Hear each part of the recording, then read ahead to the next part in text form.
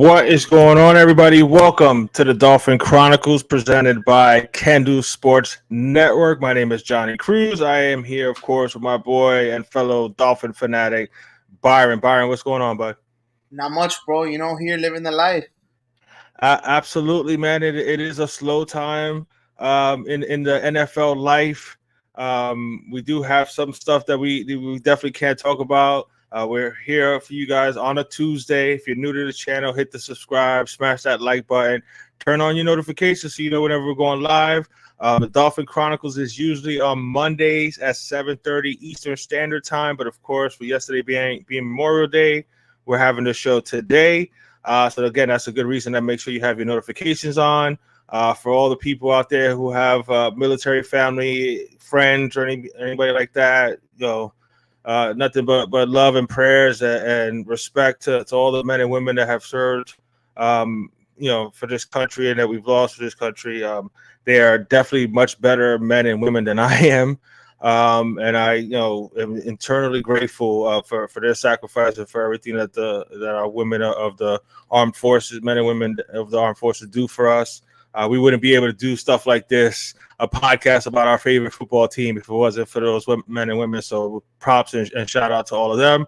But we are here on a Tuesday. We weren't available last week. Again, apologies. Life happens. And work and life did not allow me to be available last Monday. So again, make sure you hit the subscribe button and turn on your notifications. Whenever we are going live on the Dolphin Chronicles, again, every Monday at 7:30. Today, of course, the exception. Thursdays, you have the soccer show, False 9, 7:30 Eastern Time. All of our times are Eastern Standard Time, 7:30. So you have False 9, everything you need to know about Inter Miami. With my boy Byron and Mark every Thursday at 7:30 Eastern, and then on Friday, everything about the 305 and about South Florida sports with This Week in Miami with my boy Byron, and of course Alex, who should have been on with us today, but Alex is Alex is one of those free-spirited guys that, we hope that he makes it, but you can never lock him down. But he's a hardworking man, so he's probably on his way home from work right now.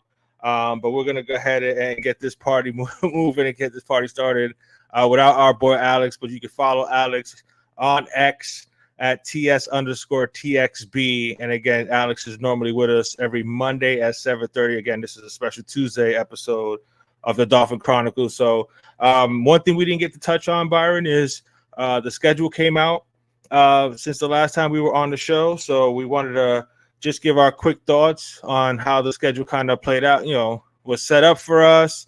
We got a couple of West Coast trips that we could talk about, but we start out with a couple of home games, which I'm happy about.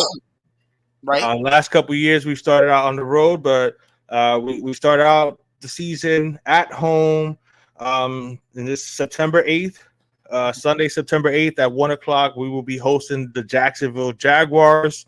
What are your thoughts on opening up the season with an interstate rivalry like Jacksonville? Should be a W. It should be a W. I was a fan of Trevor Lawrence, but there's nothing I've seen in Trevor Lawrence's career that tells me we should be afraid. Doug Peterson's a great coach, but it's nothing that we should. Our expectation should be to beat a team like the Jaguars. Period. Absolutely. If our mindset is to win a division, to advance in the playoffs, which should be the goal for the Miami Dolphins in the 2024 season, you got to protect your home turf. You're starting off the season. I'm not going to front like I'm with you. I like Trevor Lawrence, coming out of Clemson. I'm a big fan of Doug Peterson, former Miami Dolphin. I like him as a coach. I'm not going to front. I picked him, Trevor Lawrence, I'm talking about, last year to be the dark horse MVP, and we saw how that turned out. So that did not work out well for me, but the Jacksonville fans, I'm sure, are circling this game the same way we are and saying we got to win this game in Miami. But again, the Dolphins should win this game at home. And that's week one. Week two, right off the bat, a Thursday night game just 4 days after the September 8th game, September 12th, 8:15, Thursday night football. We host our arch rival Buffalo Bills. I'm just going to give a quick thought on this game here and the fact how they did us as far as the schedule with us against Buffalo.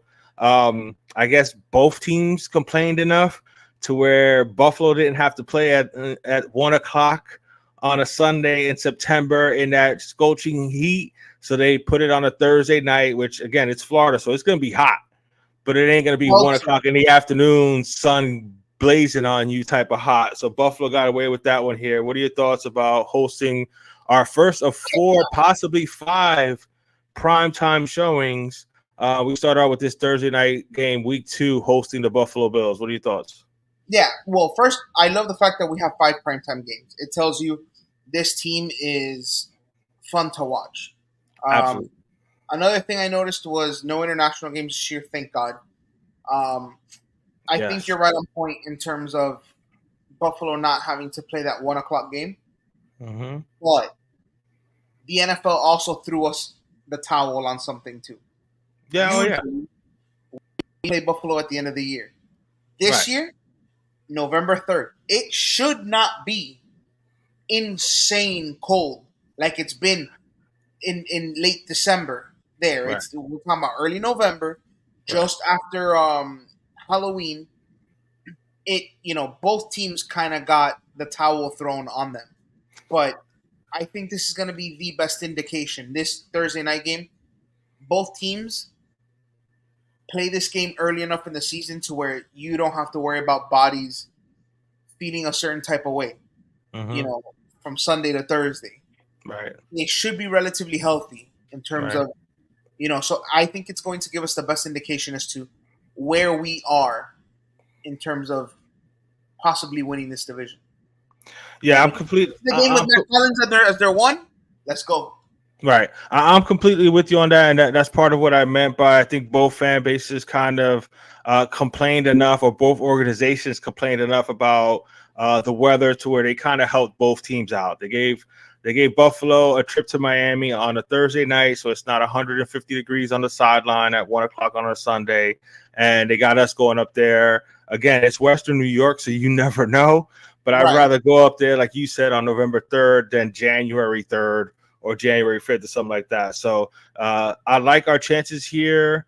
It's always difficult to beat a visiting team to travel on a Thursday. So we're at home, back-to-back home games to start off the season.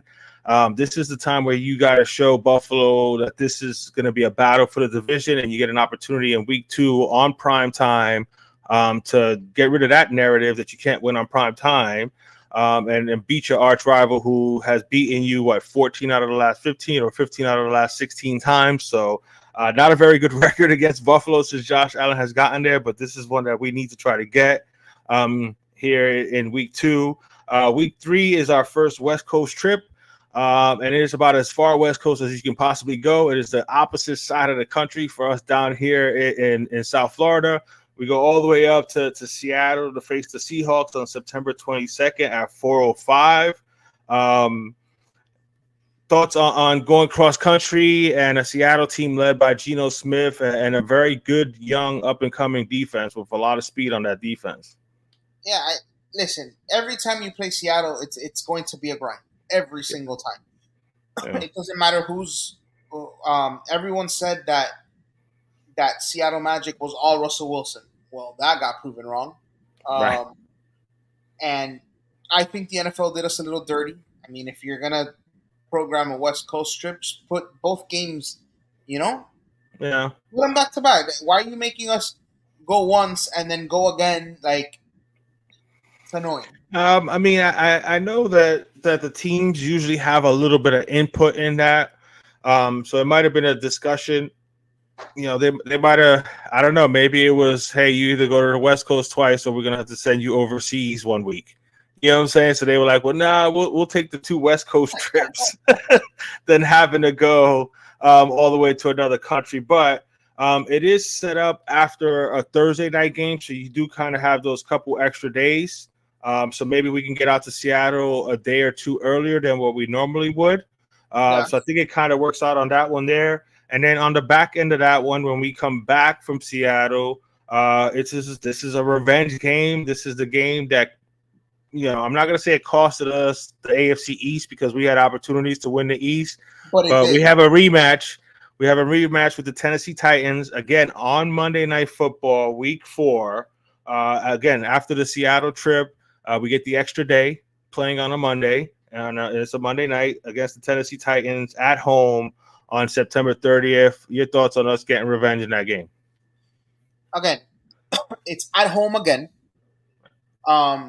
If you don't put the screws to this team, then get out of my face, because everyone that was there last season has to have this game circled, and it should be personal at this point, because they came into your house on Monday night and slapped the God-giving shit out of you on those last 2 drives.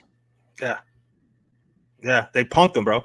Yeah. They out physical our Dolphin team for a good portion of that game. It was a close game until Tennessee made some mistakes towards the end of that game that gave us that big lead. And then they just completely dominated us the final 7 minutes or whatever to win that game. We couldn't get a freaking first down when we needed a big first down to kill that game out. So yes, revenge should be on the Dolphins' minds for that Tennessee game. Week 5, we get our first taste of. I don't know if it'll be Jacoby Brissett or if it'll be Derek May, but I guess we'll find out. We get our first trip up to New England, and this is another one where we get kind of bailed out as far as cold weather. We go to New England early October 6th, so week 5. We go up to New England, and we should beat down on New England. The defense should be pretty good. I expect them to have a decent defense. I know they finally got a couple weapons, but I don't care if it's Jacoby Brissett or if it's Derek May or if it's Mac Jones or whoever the quarterback is. This is a game we need to win if we're going to win our division. Yeah, it's whether it's like you said, Drake May, what's this guy? Drake May. Sorry, apologies to the May family. And what's his kid? Milton from Tennessee. Supposedly he's been showing well, but again, it's a New England team that's just trash right now. Right, they're rebuilding. Exactly. Yeah. And something I noticed, the NFL sent us out west both times after the Bills game. It's like, do they even like us? No. I just like looking at this and I'm like, why? Right. I'm actually okay with the 2 West Coast trips, and we'll get deeper into that. I'm gonna rattle off a couple of these 2 games together. Week 6 is gonna be our bye. So after the New England game, we have our bye. Yeah, I like it more week 9, week 10 if possible, but at the same time, maybe it gives it an opportunity for Phillips to get back, for Chubb to get back. Hopefully, God forbid, we're not nursing anything or whatever like that. But we're going to have a long stretch of games after that early bye week. And we come out of the bye going to Indianapolis, and then we host the Arizona Cardinals. In my opinion, I don't know what the Colts are going to look like. I don't know what Anthony Richardson is going to look like coming back from injury. I don't think Arizona is going to be a very good team. This is 2 teams that, again, if your mindset is winning the division and making a playoff run, this is 2 teams you got to beat. So what are your thoughts of at Colts and then home against the Cardinals after the bye? Anthony Richardson, like you said, still a rookie. Right. You should be able to prey on a rookie. And then Arizona at home, Kyler Murray's a turnover machine. Mm-hmm. If you don't force this guy into turnovers and win both of these games, I'm like, stop watching the season, because these are games that if to get where you need to get to, you need to be at worst 6-1, at worst 5-2, right? If not 7-0 at this point. Right. There's nothing. I'm with you on that. That's one thing we did a good job of last year. As much as the narrative was we couldn't beat good teams, we beat every other team that we were supposed to beat last year, except for Tennessee coming to our house on that Monday night game, which we've talked about already. But yeah, these are games that you should be winning. The Colts, they got a good offensive line. They got some weapons there. Let's see what Anthony, saying, because he was playing pretty good football before he got hurt. But like you mentioned, he's pretty much still a rookie. I have no faith at all in Murray in Arizona. I love Marvin Harrison Jr. That was a great pick for them. They definitely needed that 1A weapon at wide receiver. But besides that, that's pretty much a rebuilding team there. You're at home. These are games that you're supposed to win right before Halloween too. So you handle your business there and you're good to go. Then after that, we got our second matchup, like we talked about earlier, November 3rd, an early November trip up to Buffalo. That's going to be a hard battle, but it's coming off of a home game against Arizona.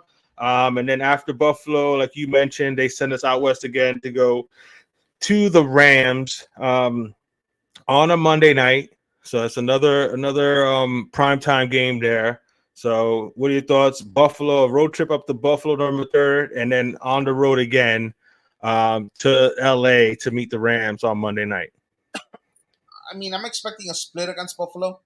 Mm-hmm. Uh, whether it be each team wins the road game or each team wins the home game. Yeah, Either way, we have to split if we're gonna win a division right. from them, bro. No, that's exactly what I'm expecting. At the very least, bro. And listen, the Rams, Cooper Cup, Puka Nakua. If Matthew Stafford's arm is still on and not being held on by chewing gum, by this point in the season, the Rams should be a good team. Mm-hmm. They're paying for those Super Bowl wins. They're in Mm-hmm. a draft purgatory and cap purgatory, but they But built. they're hitting on them late picks though. Yeah, but they built enough Mm-hmm. that their core is great, and like you said, Puka Nakua was what, a fifth round pick, fourth Yeah, round pick. fifth or sixth round pick he was. Yeah. Yeah, and he was the best wide receiver last season. Right. So it's a West Coast, it's a late game. The Monday night game. I mean, all you can do is hope that they come out with a victory. You really don't need a 2-game losing streak going No. into mid-November. So the hope there is to get these wins. You should expect wins from this team. Yeah, and that's a Week 10 matchup against, like I said, against the Rams on Monday night. By this point in time in the season, hopefully one or two of your edge rushers that are coming back off of injury are ready to go. Hopefully the defense is gelling well by this time because it is a new defense that these guys are learning, and hopefully they're gelling a lot sooner than this. But at this point in time, by Week 10, you should have a pretty good idea of what kind of team you have. And So we developed yeah, by then too. right. So we should see saying the fruits of all the work and time that they're putting in right now in OTAs and stuff like that, implementing the defense and stuff like that. So that's gonna be a tough 2-game stretch right there at Buffalo and then at the Rams. But I like our chances to at the very least split those two there.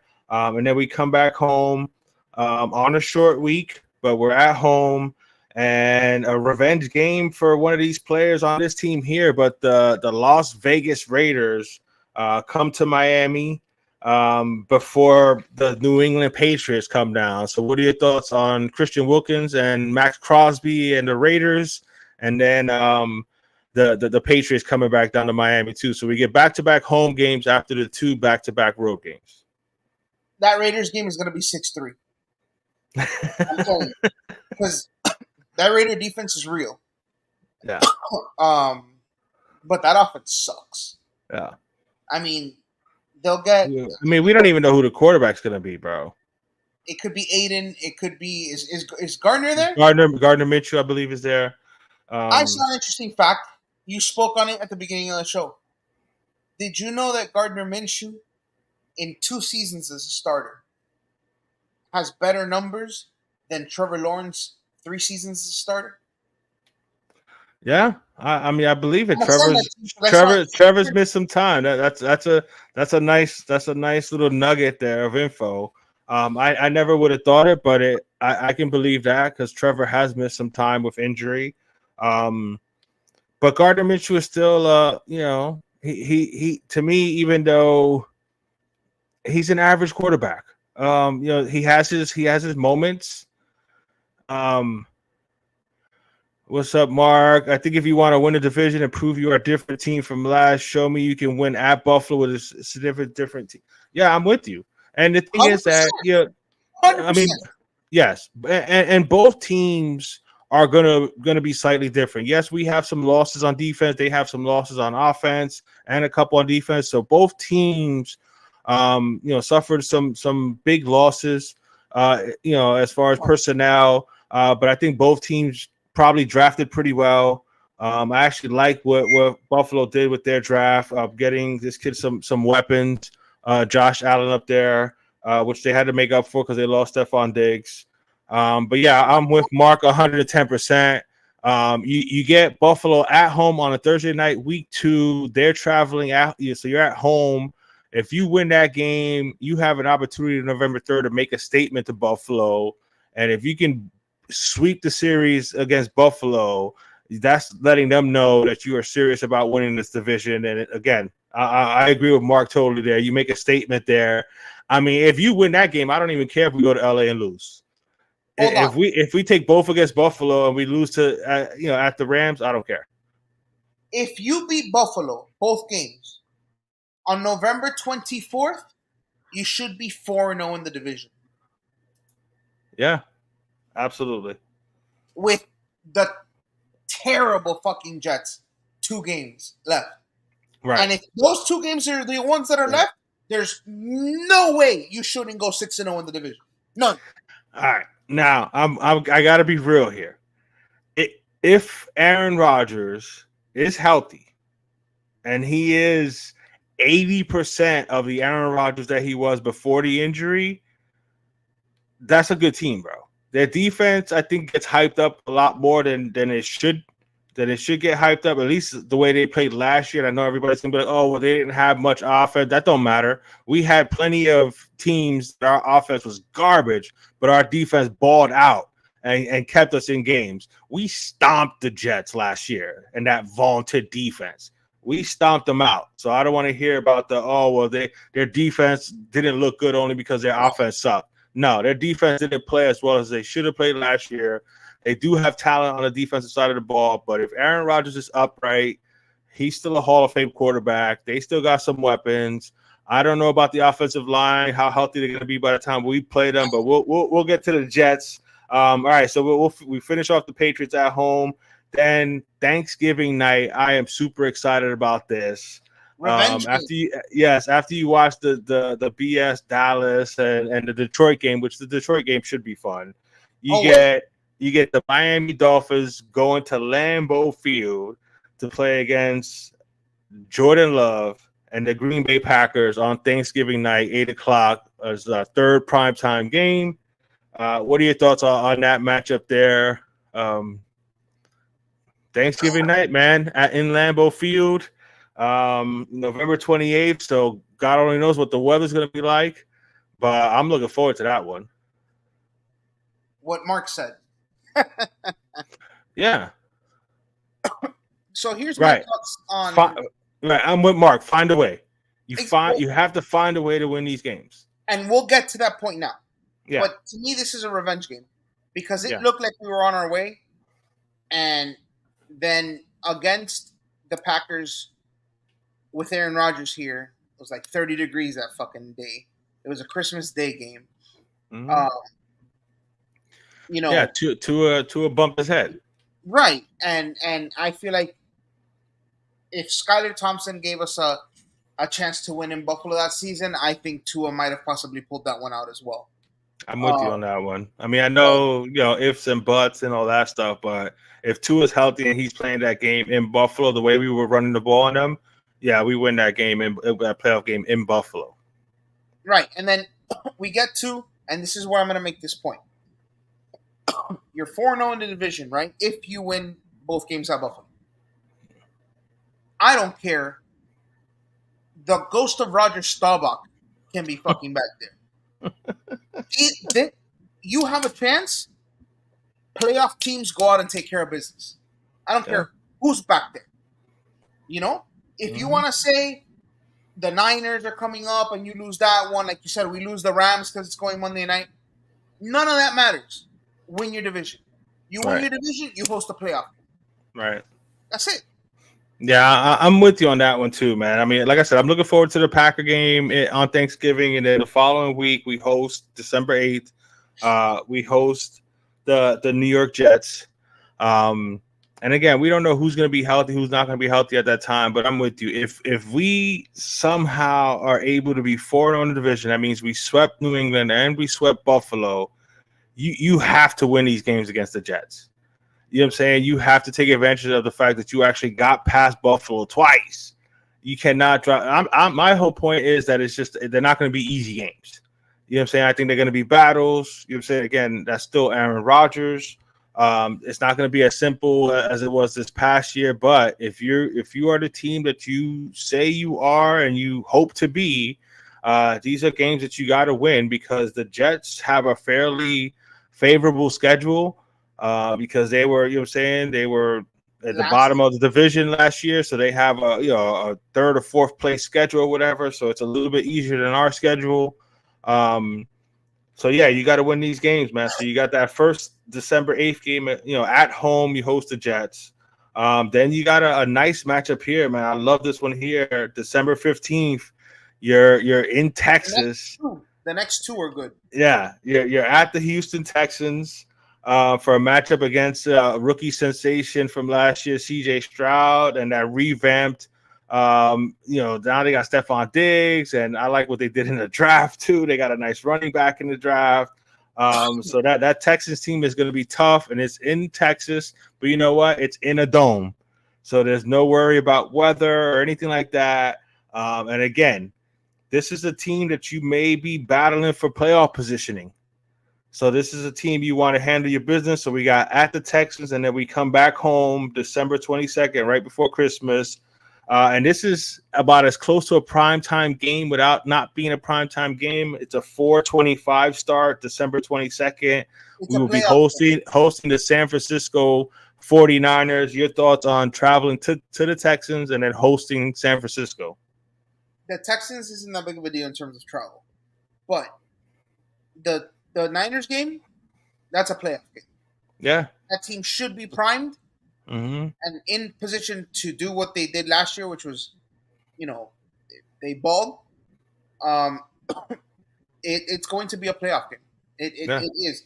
And I'm excited to see how they do. It's very similar to the Ravens game last season.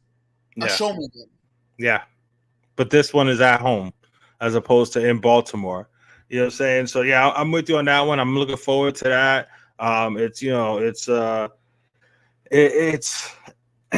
It's teacher versus student when it comes to Mike McDaniel and Shanahan.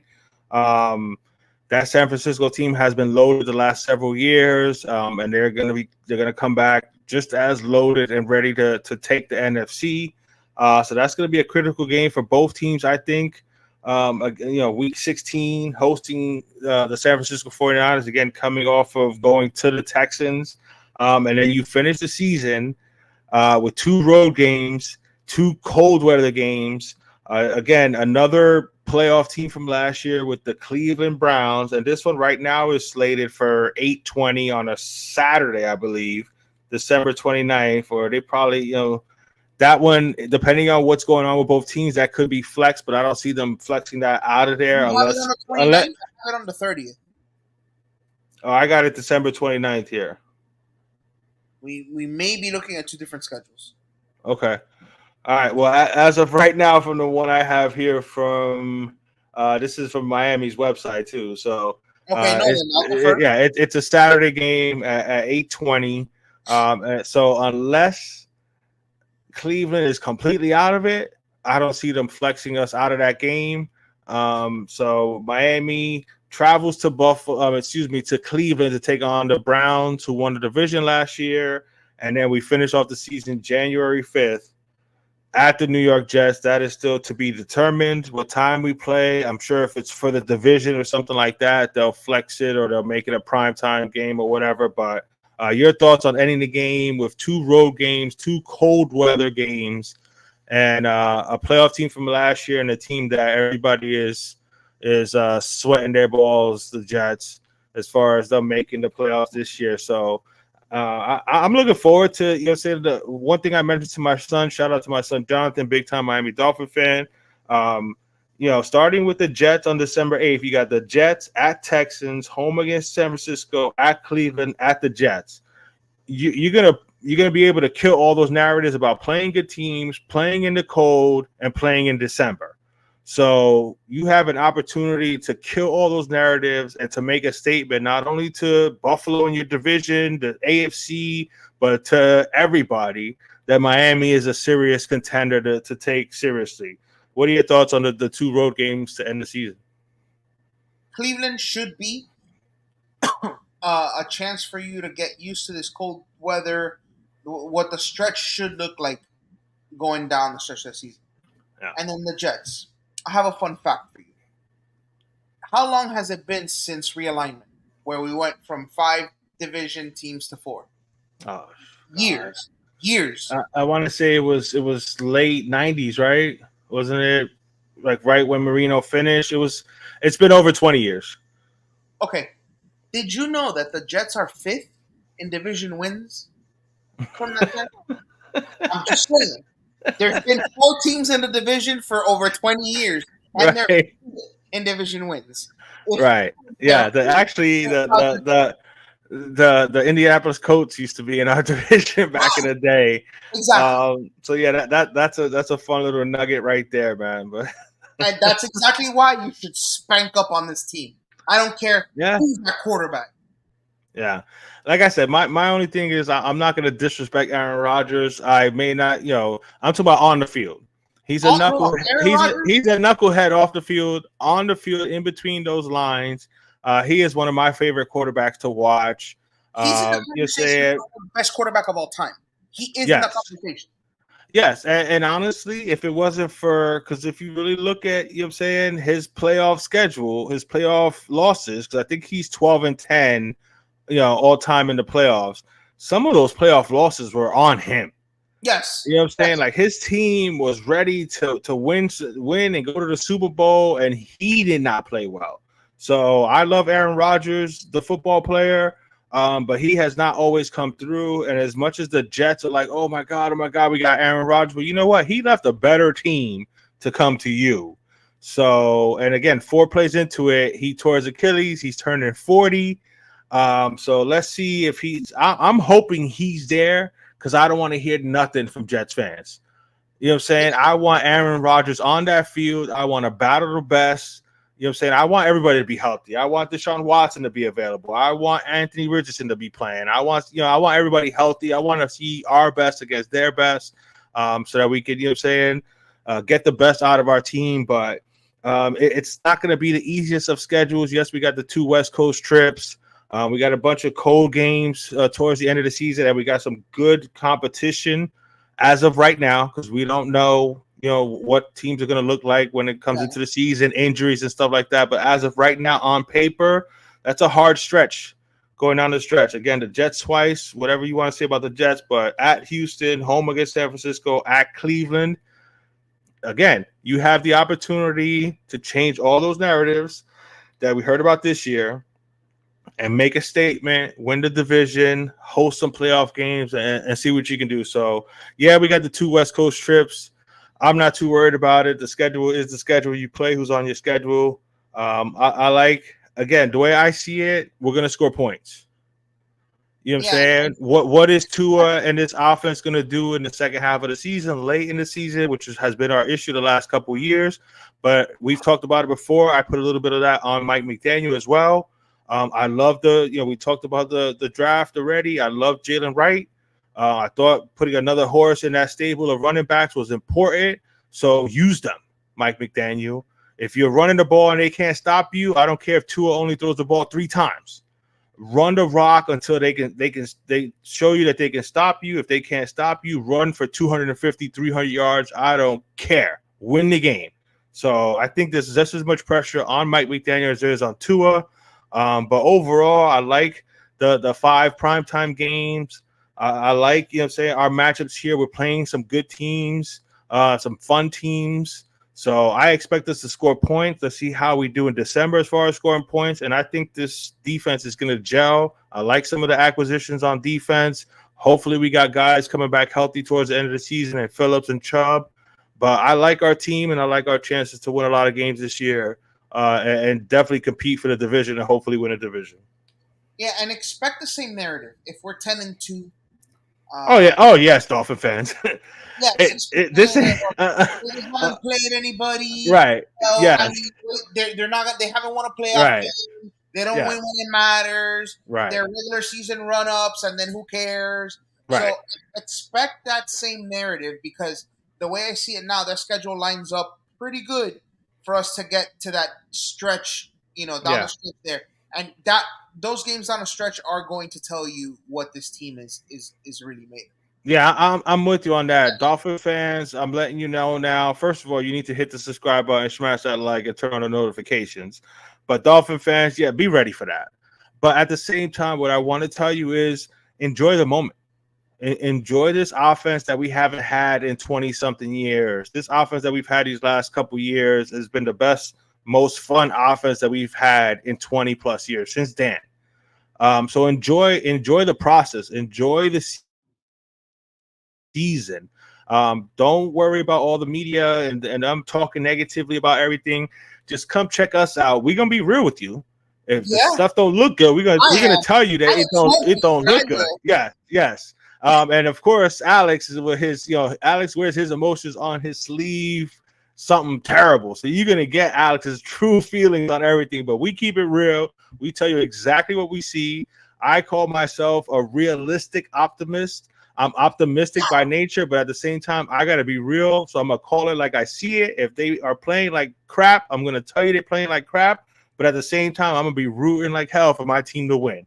So block out that negativity, because there's a very good chance that we're 9-3, 10-2, like Byron mentioned, 8-3 going into that final stretch. And you're going to hear all the same things. Oh, the Dolphins were here the last couple of years and they melted down. And then if we do wind up, we can go 13-4 or 14-3 and win the division. Well, win the division, have the number 1 seed, and the narrative is going to be like, oh yeah, but they haven't done nothing in the playoffs. They haven't won a playoff game in 20-some years. So that goalpost is going to be moved no matter what. That's why I'm saying you got to deal with it until you kill the narrative. You got to deal with that narrative, but don't let that take away from you enjoying your team. That's all I want to say to Dolphin fans. Enjoy the team. It should be a lot of fun. So don't get too caught up in the negativity, because that's negativity gets clicks. That's why the media does it. Tua is a lightning rod. That's why he gets all the coverage and commentary that he gets. Just enjoy watching your team. Hopefully he takes that next step. Hopefully Mike McDaniel takes that next step. I think the OBJ at number 3 is a crucial signing. I'm looking forward to that. Like I said, I like the pieces we got on defense. Health, man. If we can stay healthy, I like our chances a lot this year. So enjoy it, Dolphin fans. Yeah, and other shows, they get their clicks from negativity. On this show, we get clicks from me instigating Alex, because one season, 1 week he's putting the franchise tag on Tua, and the next week he's trading him for a bag of peanuts. So that's how we get our likes. Tune in. I will instigate the hell out of Alex. He's going to have at least 4 or 5 meltdowns through the season. At some point, he may have a stroke live. So, subscribe to that. Yes, absolutely. Yeah, you're going to get real talk. You're going to get some funny commentary. You're going to get information, because we know what we're talking about. And you're going to get, some emotion, because Alex has all his emotions. All 3 of us get emotional about our team. We love the Miami Dolphins. And we are scarred, just like you are, Dolphin fans. We are scarred by what we've had to deal with the last 20 years. So it takes a lot to get over that, but we'll help you through that throughout the season. So again, hit the subscribe button, smash that like, turn on all the notifications so you know whenever we are going live.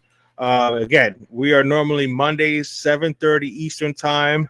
We're doing this special one on Tuesday because of Memorial Day yesterday, but turn on the notifications so you know we'll be back next Monday. Before we get up out of here, the legendary Devontae Parker. The number, was he 11 or 13th pick out of Louisville? Wide receiver. Called it a career. Had a nice little message thanking the Miami Dolphins for drafting him and giving him an opportunity. Before we get up out of here, what are your thoughts on Devontae Parker, the Miami Dolphin, Devontae Parker, the player, and his early retirement? I mean, it must be nice to be able to retire at 31. I mean, him retiring is, he could still be on the roster. I mean, Devontae Parker, when he was a Dolphin, was always hurt anyway. Right. So as far as I know, he could still be on the roster, and I wouldn't. And he wouldn't even know. I mean, he had that one game, Philly. Against Philly. Yes, it was Philly. Oh, it's Philly. Yeah, he was just mossing everybody. And again, I was talking to my son John, who's a big time Dolphin fan, because he hit me up as soon as he heard about Devontae Parker retiring, and he was like, "Why are people? He ain't do nothing."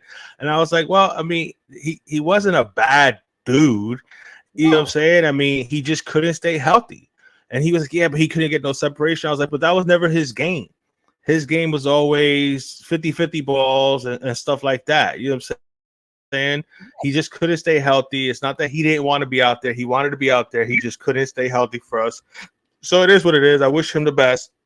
But yeah, he has retired. We were going to touch on I don't know if you want to go through Tua's weapons his first year and where are they now, if you want to save that for next week, because we do have what is that game that people play? Kiss, marry, screw, or something like that. Well, you can do start, bench, cut. Yeah, start, bench, cut. So we got a version of that we're gonna pull for Dolphin fans next Monday on next Monday's show. So we'll give you 3 players and give you the options of do you extend them, do you tag them, and do you let them walk? So that'll be for next Monday. We'll let you know who the 3 players are on next Monday's show. And we got a nice little nugget as far as Tua's weapons.